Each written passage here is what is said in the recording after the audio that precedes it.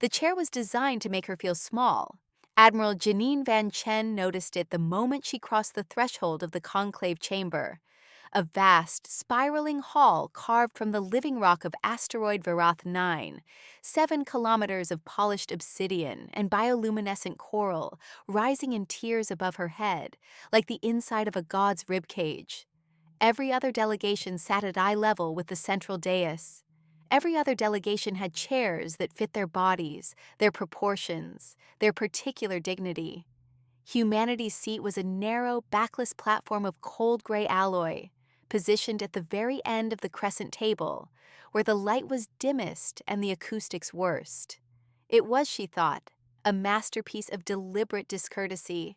She sat down anyway. She crossed her ankles, folded her hands on the table, and looked directly at the presiding chorus of the Vrithani delegation. 7 beings that resembled a slow collision between a nautilus and a thundercloud, and smiled the particular smile she had developed over 31 years of military service. The smile that had once made a Congolese warlord excuse himself to use the bathroom and never come back. Behind her, 2 paces back, stood Léon Rougier Van Campus, her diplomatic liaison, her nominal superior technically in this room, because this was a council chamber, not a bridge, and admirals did not outrank ambassadors in councils. He was 56, broad-shouldered, dark-complexioned, with the kind of easy physical grace that made him look like he belonged on a sailing yacht rather than in the most politically dangerous room in the known galaxy. He was also, Jeanine had concluded within 4 hours of meeting him, the most comfortably ambitious man she'd ever encountered. He wanted this to go well. He wanted it to go well in a very specific way that involved him saying measured conciliatory things, and everyone nodding, and humanity returning home with trade agreements and minor concessions, and Léon Rougier Van Campus receiving a medal. Jeanine had a different read on the room. The crisis had begun 6 hours ago, when the Vrithani presiding chorus announced, not proposed, announced, that humanity's admission to the Galactic Council of Sovereign Civilizations would be conditional. There were terms. There were always terms. But these terms had teeth, and the teeth were pointed inward, at Earth's throat. She had read them on the shuttle ride over. She had read them twice. Then she had poured herself a measure of the terrible instant coffee that the diplomatic corps apparently considered adequate, and she had begun to think. The chamber was filling now, 47 civilizations taking their seats. The air smelled of ozone and something faintly sweet, like overripe fruit. Jeanine noted the exits. Old habit. She noted the guards. She noted the silence, which was of a particular quality. The silence of an audience that already knew the punchline and was waiting, with some pleasure, for the subject of the joke to hear it. She had heard it. She had her answer ready. She was simply waiting for the right moment to deliver it. The Galactic Council of Sovereign Civilizations had existed, in various configurations, for approximately 11,000 years. Humanity had been aware of it for 6. They had been invited, if invitation was the right word, and Jeanine privately thought it was not, 18 months ago, following the incident near Proxima Centauri that the Council referred to as the Boundary Assertion Event, and that Earth's Admiralty referred to, in classified documents, as the time the Vrithani probe fleet wandered into a live naval exercise and learned something important about human reaction times. No one had been harmed. That was the thing the Council kept noting, with what seemed to Jeanine like genuine puzzlement. The probe fleet, 22 automated survey vessels, had been intercepted, scanned, escorted politely but firmly back across the boundary markers that humanity had established, and returned with a recorded message from Captain Yusuf Andrade of the EFS Resolute, who had spoken in the calm, professional tone of a man who had already decided how this was going to end and was merely informing the other party. No one had been harmed, no shots fired, but the Vrithani probes had been, in the diplomatic language of the subsequent inquiry, substantially impressed upon, which was a delicate way of saying that every sensor array on every vessel had been lit up, mapped, and cataloged by human electronic warfare suites so thoroughly that the Vrithani had needed to redesign their entire survey architecture. The invitation had arrived 4 months later. Jeanine had been commanding Earth's Third Deep Fleet at the time, a job that involved a great deal of paperwork and occasional piracy suppression in the outer belt. She had received the news of humanity's impending galactic debut with the same expression she used for weather reports: attentive, moderately interested, already calculating implications. Leon had been appointed ambassador plenipotentiary shortly after. She had been appointed his military advisor shortly after that, in what the Secretary General had described as a complementary pairing, and what Jeanine had privately described as sending a babysitter. She wasn't sure which of them was babysitting which. The question remained genuinely open. She had spent the transit from Earth to Vareth 9, 11 days in a Vrithani-provided diplomatic vessel, because humanity's own jump-capable craft were not yet rated for this distance, reading everything. Every treaty the Council had ever ratified, every conditional admission in their history. There had been 9. She had read all 9 cases. She had noted the outcomes. 6 species had accepted the terms offered and spent the subsequent centuries in a state of politely managed dependency. 2 had refused and been quietly excluded. 1, the Hikari, a cephalopod civilization from a binary system near the galactic rim, had done something else entirely. Something that the Council's official records described only as an unexpected response, in language that Jeanine recognized as the diplomatic equivalent of a bruise. She had made a note about the Hikari. She had been thinking about that note ever since. The terms were read aloud by the third voice of the Vrithani chorus, a being that communicated through resonating membrane flaps along its mantle, and whose translator rendered its speech as a rich, unhurried baritone that Jeanine found genuinely pleasant to listen to, which she considered a form of danger. Pleasant voices had been getting humans into trouble since long before they went to space. The terms were as follows. First, humanity would agree to a fleet limitation protocol, capping Earth's naval capacity at 32 capital vessels for a minimum period of 200 years, subject to Council review. Second, all extrasolar resource extraction would require prior authorization from a Vrithani-chaired Resource Oversight Committee. Third, Earth would contribute 15% of its annual technological output to a Council development fund, administered naturally by the existing members. And fourth, this was the one that had made Jeanine put down her coffee. Humanity would accept the presence of a Vrithani compliance observer aboard each of its military vessels, with full access to operational data, for a duration of not less than 50 years. Leon had leaned toward her when the fourth term was read and whispered, with the carefully modulated distress of a man trying to stay reasonable, that they needed to discuss a response strategy. Jeanine had nodded. She had been nodding at things Leon said for the better part of 2 weeks. It was a useful gesture. It cost nothing and implied considerably more agreement than she actually felt. The chamber had settled into a particular kind of quiet after the terms were read. Not the quiet of neutrality, the quiet of an audience watching a smaller animal approach a trap that has been baited with something the smaller animal very much wants. 46 delegations doing what Jeanine had spent 3 decades learning to read, the precise, calibrated attention of beings, waiting to see how much the new arrival understood about its own situation. She understood quite a lot. What the terms meant, stripped of their 11,000-year-old bureaucratic language, was this: welcome to the community of civilizations. Please leave your spine at the door. The fleet limitation protocol would reduce Earth's defensive capacity below the threshold required to protect its outer colonies. The Resource Committee would throttle humanity's expansion for as long as the existing members found expansion inconvenient. The development fund was straightforward extraction. And the compliance observers. The observers were the tell. That was the card that showed you what kind of hand they were holding. No civilization that trusted another placed observers on its warships.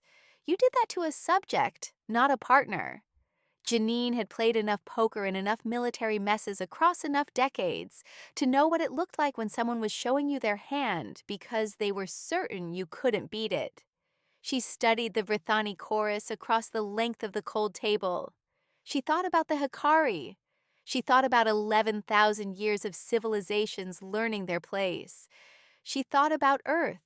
During the recess that followed the reading of the terms, a 2-hour interval that the council called deliberation time, and that Jeanine called exactly enough rope, Leon had taken her to a small antechamber off the main hall, a room with walls that pulsed faintly with Vrithani bioluminescence, and furniture that appeared to be made of compressed memory foam and poor intentions.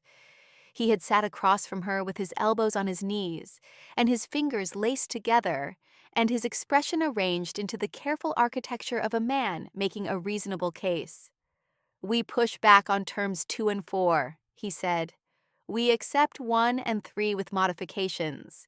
We get the seat, we demonstrate good faith, we build relationships over the next decade, and then we renegotiate from a position of established membership. That's how this works. That's how every successful conditional admission in council history has worked." 6 of the 9, Jeanine said. "What?"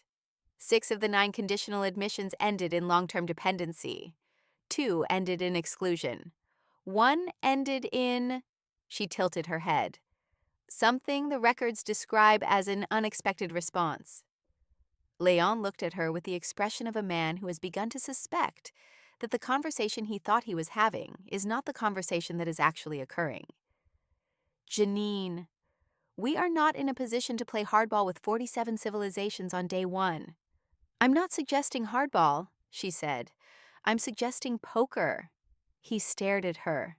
She had, over the preceding 11 days, developed a genuine appreciation for the range of things Leon's face could do. It was an expressive face. Currently, it was doing something between concern and the specific frustration of a man who has been given a military advisor and has begun to feel that the advisement is running in an unexpected direction. "The Secretary General's brief," he said carefully, "is clear. We do not antagonize. We do not escalate. We secure the seat." "The Secretary General," Jeanine said, "is 4 light-years away and has never sat in this room." She looked at the pulsing walls. "These terms are not a negotiation, Leon. They're a test. The Council wants to know if we understand our position. They expect us to push back on 2 and 4 because 2 and 4 are negotiating cushions. They'll concede them gracefully. We'll feel like we won something. We'll sign the rest. And in 50 years, when our grandchildren review the treaty and realize that terms 1 and 3 locked in the structural dependency that made the whole thing irreversible, they'll find a very elegant trap with our signatures on it." Leon was quiet for a moment. Outside, in the main chamber, the ambient sound of 47 civilizations doing whatever 47 civilizations did during recesses filtered through the walls, a kind of layered, inhuman murmur that Jeanine had stopped finding strange about 3 days into the transit.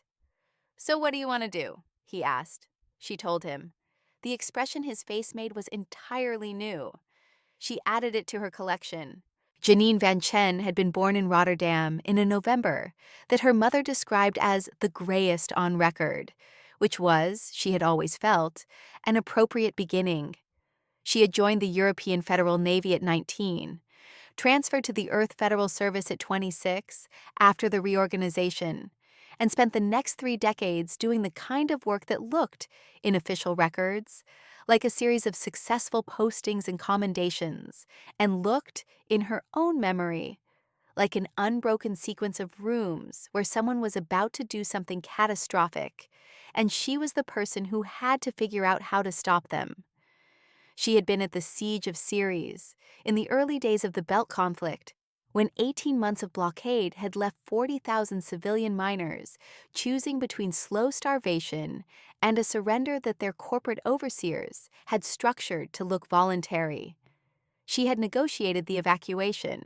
She had also, in the same week, identified the 6 individuals whose financial interests had manufactured the siege in the first place, assembled the evidence, delivered it to the right offices, and watched those 6 individuals spend the rest of their lives in proceedings they had not expected. She had felt, at the conclusion of that episode, not triumphant, competent. There was a difference, and she had learned it young. She had been at Titan Station during the Separatist crisis, when 3 factions with incompatible visions of humanity's future had found themselves in the same pressurized facility with weapons and nothing left to lose. She had spent 72 hours in that facility, talking mostly. She was not a person who talked casually, but she was a person who could talk precisely, who could find the exact word that opened a door someone had decided was permanently closed. She had brought all 3 factions out. She had also, in the process, broken 2 of her left hand's metacarpals on a bulkhead during a moment that the official report described as a minor physical altercation. She still felt the cold in those bones when pressure dropped. She had been at the Ganymede exclusion, the closest thing to an interplanetary war that Earth had officially never had, and at the Martian Accord, and at the quiet, terrible business in the Kuiper station system that had no public name and never would. She had seen what happened when strength deferred too long to comfort.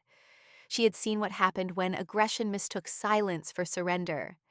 She had spent 31 years calibrating the distance between those 2 failures, and the instrument she had built out of that calibration was herself.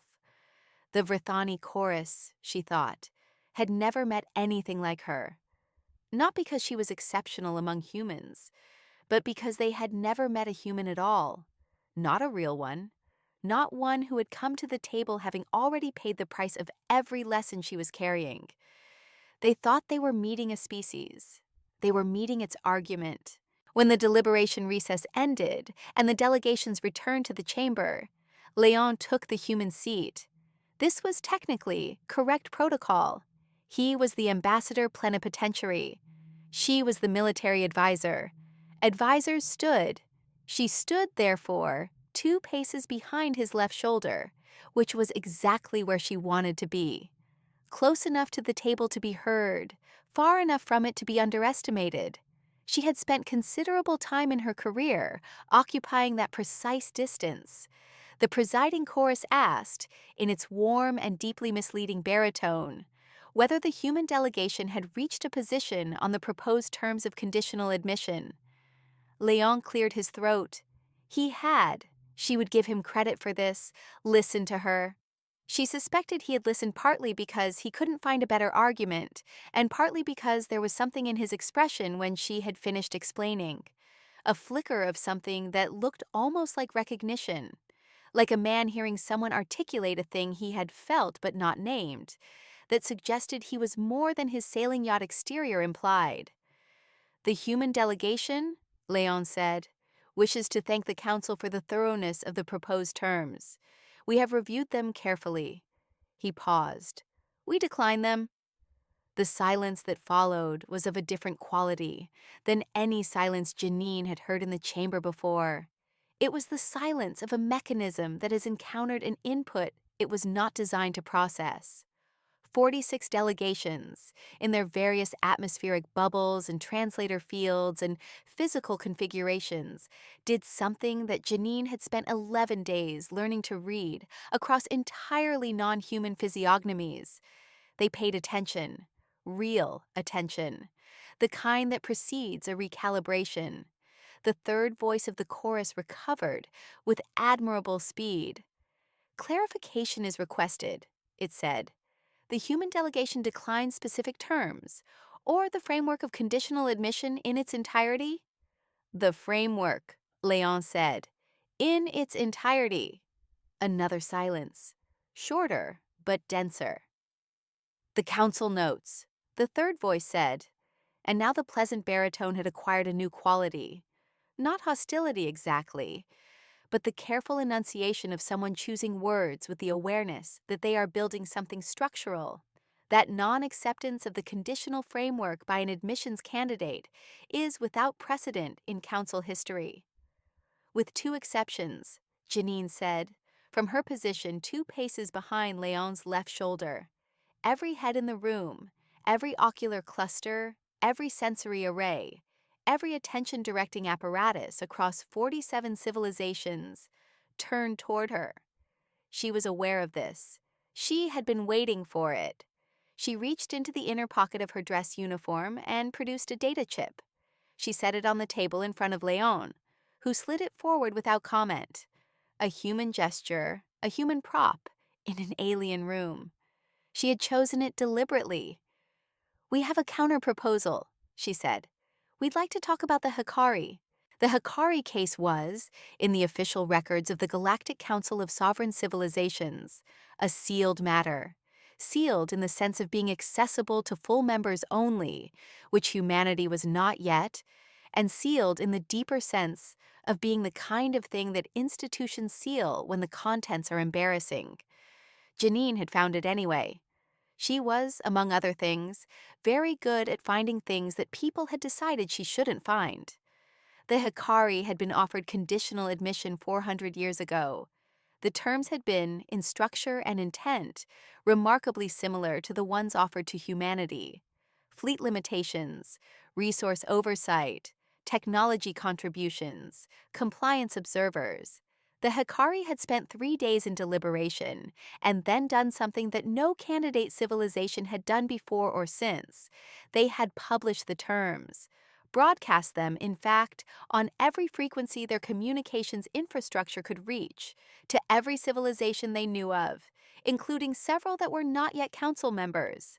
They had attached a detailed analysis of the long-term economic and strategic implications of each clause. They had done this, the records noted with evident residual irritation, in 17 languages, including 3 that the Council had not previously been aware the Hikari spoke. The Council had convened an emergency session. The Hikari had attended it. When asked to explain their action, the Hikari representative, a being described in the records as a large cephalopod of considerable composure, had said, with what the translator rendered as polite patience, that transparency was a foundational value of Hikari civilization, and that they had simply ensured the situation was transparent. They had also noted that 7 of the non-member civilizations they had contacted had expressed interest in a parallel discussion about collective admission, which would structurally change the negotiating landscape in ways the Council might wish to consider. The Council had reconsidered the terms. The Hikari had been admitted as full members, not conditional ones, after a renegotiation that the records described briefly and without detail. They were still members. They chaired, Jeanine had noted with some satisfaction, the Council's Committee on Ethical Conduct in Diplomatic Proceedings. She had not published the human terms. She had considered it.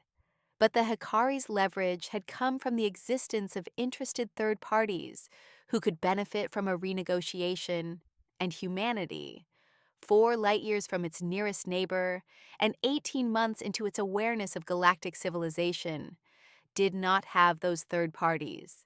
Not yet. What she had, instead, was the demonstrated existence of the Hikari precedent, the fact that she knew it existed, and the particular quality of attention that the chamber had gone very still with when she had named it. She had something better than the Hikari's play. She had the memory of it, deployed in a room where everyone present knew exactly what it had cost the Council the last time they had underestimated a new arrival. She let the silence hold for 4 seconds, long enough to be deliberate, short enough to be controlled. "The Hikari case established," she said, "that conditional admission terms are negotiable. We are prepared to negotiate, but we'll need the room to be honest first." The Vrithani chorus held a subsession. This was visible to the room because the 7 component beings of the chorus had drawn slightly inward, their mantle membranes flickering in patterns that the human translation system rendered as beyond interpretation threshold, which Jeanine understood to mean they were talking too fast and too specifically for the software to follow. She used the time to look around the room. What she saw confirmed what she had suspected since the terms were read, This was not a unified council. It never had been. 47 civilizations with 11,000 years of history between them were not a monolith. They were a coalition, constantly shifting, held together by the practical mathematics of mutual benefit and the social infrastructure of a shared forum. The Vrthani were the dominant voice at the moment, the way dominant voices always were, through accumulated precedent, controlled narrative, and the institutional inertia of everyone else finding it easier to follow than to push back. But dominant was not unanimous, and inertia was not loyalty. She had been reading the room since she sat down. She had identified 5 delegations that had reacted to the terms with something she classified as discomfort, subtle, suppressed, but real.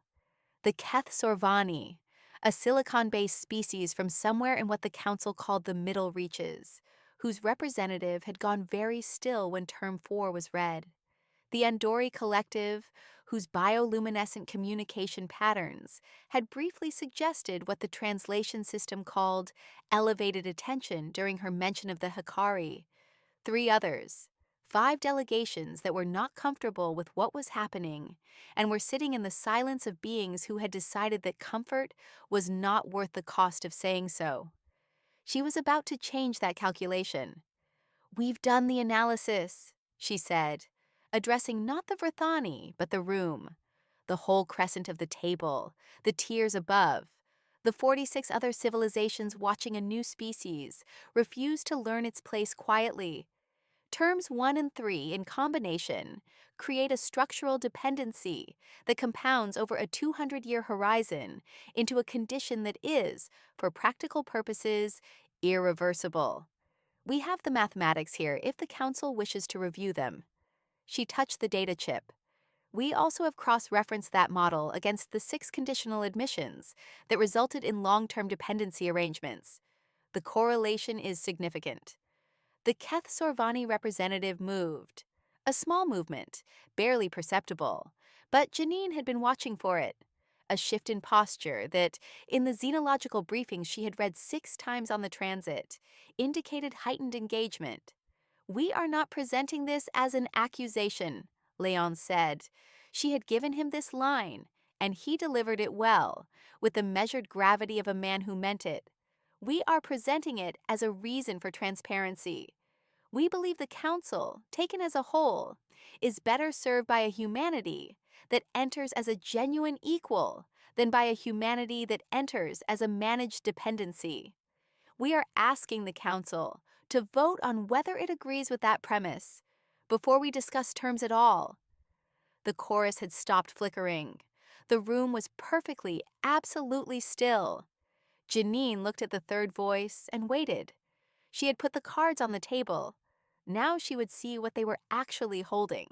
The third voice of the Vrthani chorus said, with a precision that Jeanine recognized as the verbal equivalent of a very careful step, that the proposed procedural motion was irregular, that it had no precedent in Council protocol, that the admissions process was governed by established framework, and the human delegation's request represented a fundamental departure from that framework.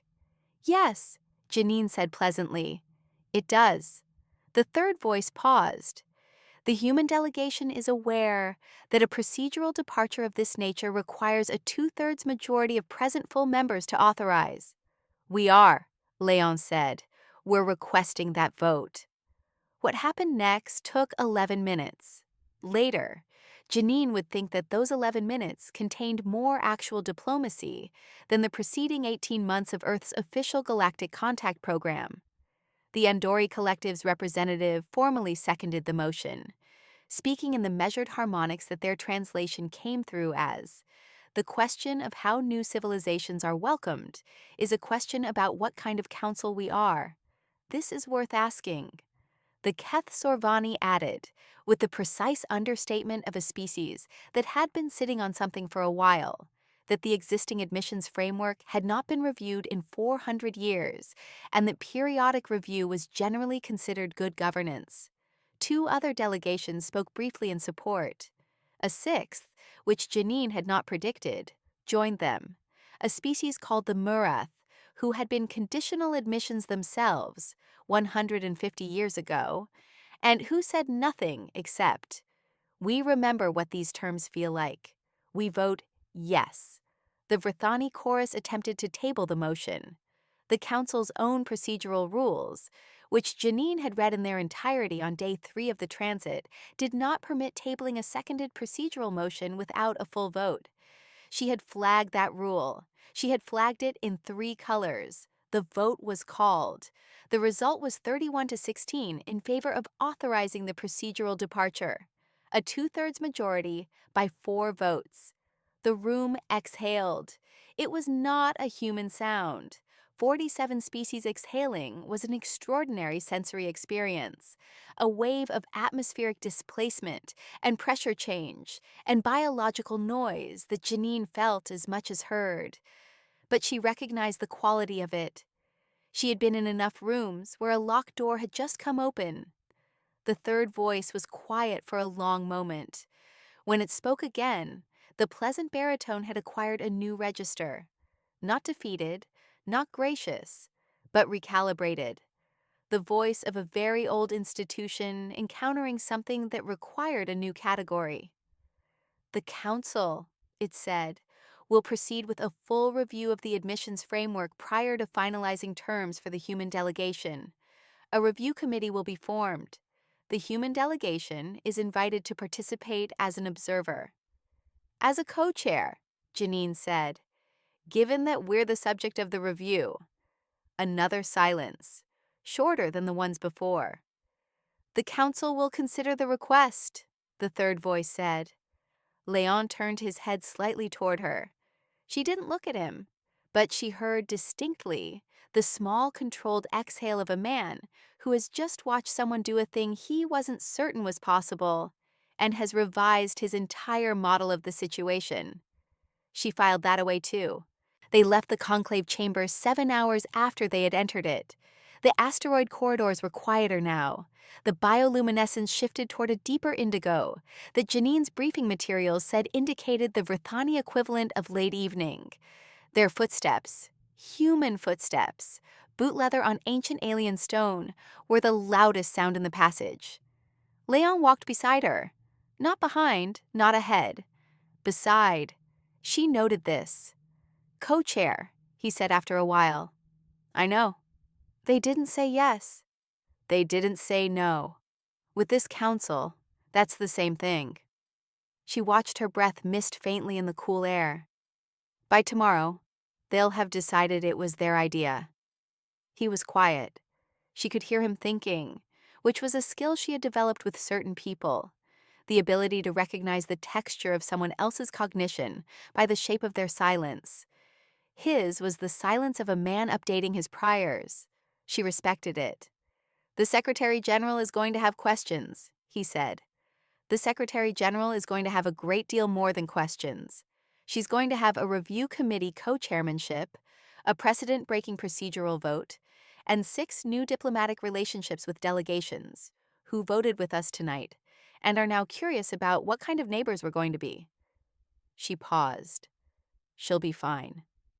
Leon laughed. It was a real laugh, not the diplomatic kind. Brief and genuine, catching him slightly by surprise. She found she didn't mind it. "You knew about the Keth Sorvani," he said. "The Andori. You read them before you even spoke." "I read the room. That's the job." "It's not, though. That's the thing." He glanced at her sidelong. "That's not actually the job description I was given. My job description was secure the seat." "We secured the seat," she said. "We secured it on our terms. There's a difference." They walked in silence for a while. Above them, the corridor opened onto a viewing platform, and through a transparency of what appeared to be crystallized alien mineral, the stars were visible, dense and indifferent and extraordinary. The same stars she had watched from Rotterdam as a girl, from Ceres as a captain, from the bridge of the Resolute's sister ship as an admiral. The same stars. And now she stood beneath them on an asteroid 7 systems from home, in a hall built by a civilization 11,000 years older than her own. and humanity had a seat at the table. Not a narrow backless platform at the dim end. A seat. She thought about the 6 conditional admissions that had ended in dependency. She thought about their grandchildren, reviewing treaties, finding the traps too late. She thought about the Hikari representative, 400 years ago, doing the thing that no one expected because no one had asked the right question about what a new civilization actually valued. She thought about Earth, everything it had broken and built and burned and rebuilt. Every war, every treaty, every room where someone had decided the door was permanently closed and someone else had found the window. You didn't send 11,000 years of that history into the galaxy and come back without leverage. You came back knowing something that the old civilizations, with their established frameworks and their elegant traps, had forgotten. That the most dangerous thing at any table was not the strongest player. It was the one who had already decided they had nothing left to lose and discovered they were wrong. Next session is in 3 months, Leon said. I know, said Jeanine van Chen. I've already started reading.